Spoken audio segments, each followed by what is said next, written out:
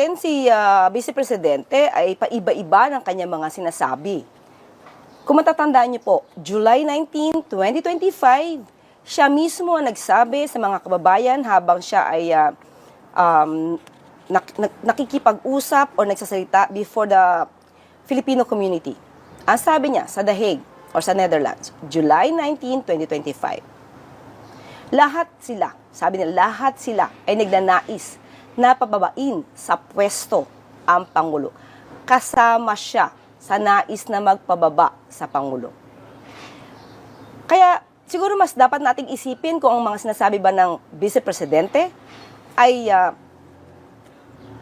pampolitika o nasa puso niya o nasa utak niya. Dahil pa iba-iba ang kanyang naratibo.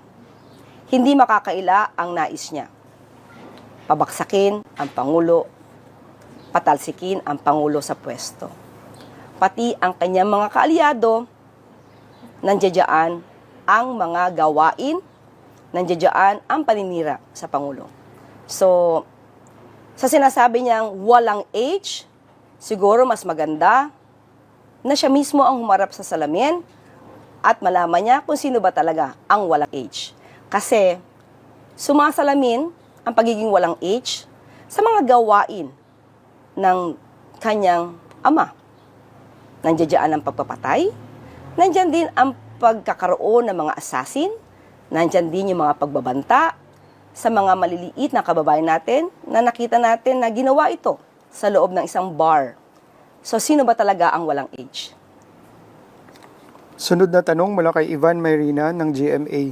Sabi ninyo kamakailan gusto ng Pangulo na mauna ang Senado na magkasundo bago patawag ng special session. Else, mababaliwala ang gusto ng Pangulo. Ibig sabihin ba sa ngayon ay naayos na? Sa ngayon po, hindi natin alam kung ano ang tunay na sitwasyon sa Senado. Pero, of course, ang gusto ng Pangulo ay magkaroon ng kaayusan sa Senado dahil kailangan sila talaga magtrabaho. So, nasa kanila pong kamay yan. Sa ngayon po, ang obligasyon ng Pangulo ay ginawa niya. Nagpatawag po siya ng isang special session at nasa kamay na po ito ng mga senador kung kayo rin po ay tutugon sa inyong obligasyon. Sunod na tanong kay Tristan Nodalo ng Newswatch. Senator Ping Lacson says handa sila sa dirty tricks ni Senator Alan Cayetano na isasagawang special session. Nababahala ba ang Malacanang sa posibilidad na magkaroon ulit ng kaguluhan sa pagdaraos ng special session? Alam po natin na sila ay dapat na maging professional at sila naman ay mga senador at alam naman nila ang kanilang mga tungkulin. Kung handa po sila sa dirty tricks ni Senator Alan Cayetano, magandang balita yan dahil siguro nga po nakikita na natin even before kung ano ba talaga yung mga naging aksyon ni Senator Alan Cayetano, hindi lamang dito sa Senado, kundi pati sa House of Representatives, kung saan hindi niya rin binitawan agad-agad ang posisyon bilang House Speaker. Kahit na mayroong usapan, may term sharing agreement, hindi niya agad ito tinupad.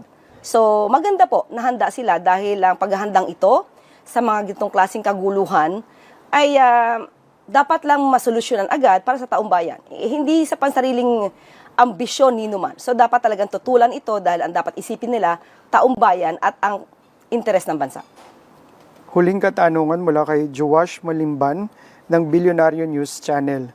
Tinawag ni Representative Ellie San Fernando si Executive Secretary Ralph Recto na salot sa buhay ng mga manggagawa at ordinaryong Pilipino dahil umano'y hinaharang ni Recto ang pagbubuwag ng provincial rate at pagtanggal ng VAT. Ano po ang inyong masasabi tungkol dito? Follow-up question, ayon kay Representative Ellie San Fernando, in 4 years, walang kahit anong panukalang batas o batas na naipasa tungkol sa mga manggagawa si President Ferdinand R. Marcos Jr. Ano po ang response ng Malacanang dito? Unang-una po, ang Pangulo, ang administrasyon ay ginagawa ang tungkulin ng naaayon sa batas at kung ano lang yung sakop nilang kapangyarihan. Ang Pangulo po ay nagbalita kamakailan lamang, this is May 1, 2026, nagkaroon po ng wage hike in Northern Mindanao, Caraga, effective May 1, 2026, kung saan nagkaroon po ng increase ng sahod dito sa Northern Mindanao, Caraga. Ito po ay ayon na rin po sa pagtutulungan ng DOLE, ng Regional Tripartite Wages and Productivity Board, kung saan ang ahensya na ito ay tumutugon sa pag-increase o pag-monitor ng tamang sweldo kada region. So ito po ang obligasyon ng administrasyon.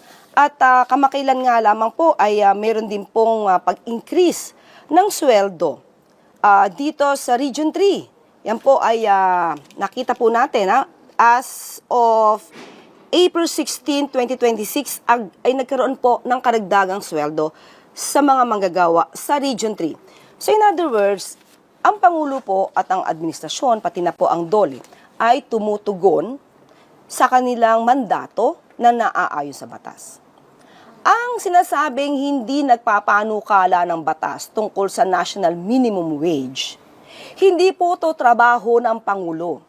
Trabaho po ito ng mga mambabatas. So wag pong ibato ang trabaho nila sa ehekutibo, dahil yan po ay trabaho ng Kongreso.